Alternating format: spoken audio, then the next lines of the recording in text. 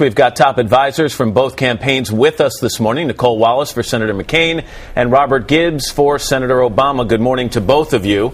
Good morning. Nicole, let me start with you. Is there gamesmanship here? I mean, in the afternoon, Senator McCain calls Senator Obama, suggests the idea, perhaps delaying the debate, and before Senator Obama can respond and get back to him, Senator McCain holds a news conference and says, I want to do this. Why not give him the courtesy of responding? Well, I think they did talk, they exchanged calls, and we certainly intend to extend every courtesy to Senator Obama as we find a solution. I think that every campaign makes its own decisions. I think we respect Senator Obama's decision to carry on with his campaign. Our candidate's priority, and we deeply regret offending Mr. Letterman, but our candidate's priority at this moment is to focus on this crisis. And we didn't put a timeline on the solution. I understand. If this is solved, the campaign will go on. According to our records, Senator McCain hasn't gone back to Washington to cast a vote during this campaign since April.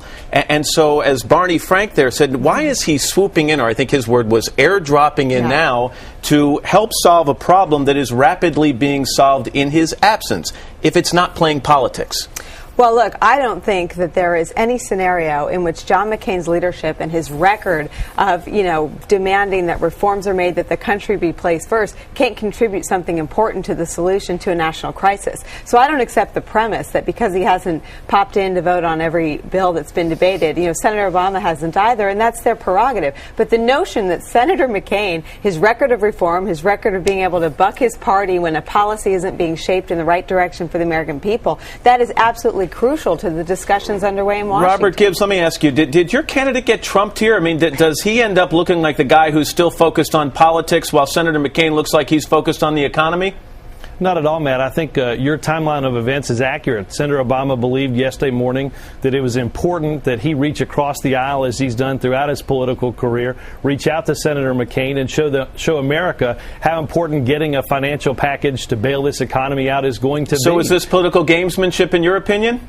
Look, I'll let the voters decide the motives of each one of these candidates, but I know Senator Obama is very proud, having spoken out last Friday about the need to rein in CEO compensation as any part of this financial package to ensure transparency and accountability and to make sure, quite frankly, that we're not handing over a $700 billion blank check.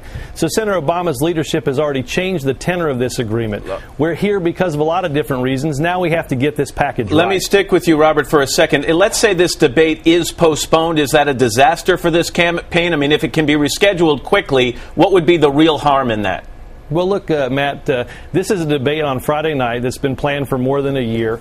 It's on global affairs, and I can't think of a better opportunity for each of these candidates to stand up and answer questions about the global economic crisis. Matt, in 40 days, as your graphic said, one of these two candidates is going to be the president-elect of the United States of America. They're going to inherit this mess, and they're going to have to turn this economy around. What better way to demonstrate for the American people their plans to do that than to stand next to each other and answer these questions Friday night? Nicole, the McCain campaign has suggested that if we delay, or if they delay the debate for Friday night, they could reschedule it on October 2nd, which coincidentally is the date set aside right now for the vice presidential candidates debate. Please tell me, though, you can guarantee that the vice presidential debate would take place at some time well in advance of this election. We're not having a debate about debates. I mean, the debates will happen as soon as this is done. If they get back today and finish, the debate will go on. So, including the vice presidential debate. No one's suggesting that doesn't happen. Absolutely not. She can't wait to get out there. And, I think that she's one of the politicians in America who is well served by everyone underestimating her abilities. So we are,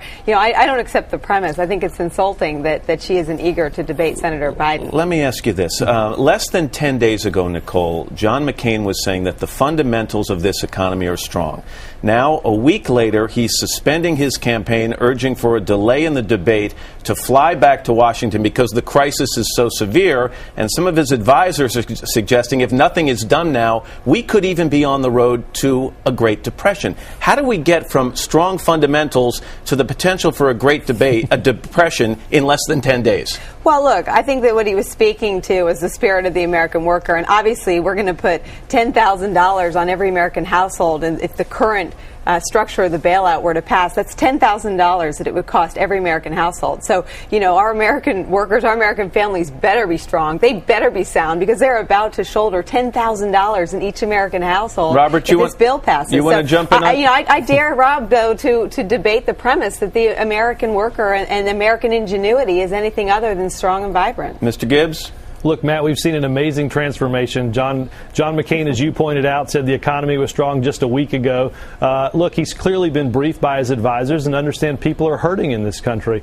Barack Obama's known Shame that on for you. a long, I mean, long John time. McCain travels all over the country. He speaks to, you know, he goes to all the same cities you do. And the notion that John McCain needs to be briefed by anyone like you or me is absolutely, you know, unfortunately, par for the course with the kind of campaign you're running. John McCain's heading to Washington to deal with the crisis. Let me just say something, Matt. I know Nicole goes to the same cities, but it's pretty obvious that John McCain isn't talking to the same people that are hurting, that are having their houses foreclosed on. We have to make sure that this package works for Main Street, not just for Wall Street, that people get the help that they need. We put money back in their pockets and get this economy turned around. Let me just end on a thoroughly trite note. I mean, John McCain told David Letterman he couldn't do his show yesterday because he needed to rush back to Washington, and yet there he was sitting down with Katie, and he's going to be at the Clinton Initiative this morning, so he didn't rush back to Washington. Why did he cancel? Well, I think we felt that this wasn't a night for comedy. David Letterman is, at all hours, very funny and humorous, and so I don't think people felt that having a few laughs last night so it just was about priority. comedy, not actually rushing back to Washington. We're thrilled to see President Clinton this morning and speak at his initiative. All right, Nicole, thank you very much. Robert Gibbs, thank you very much as well. Thank you, Matt.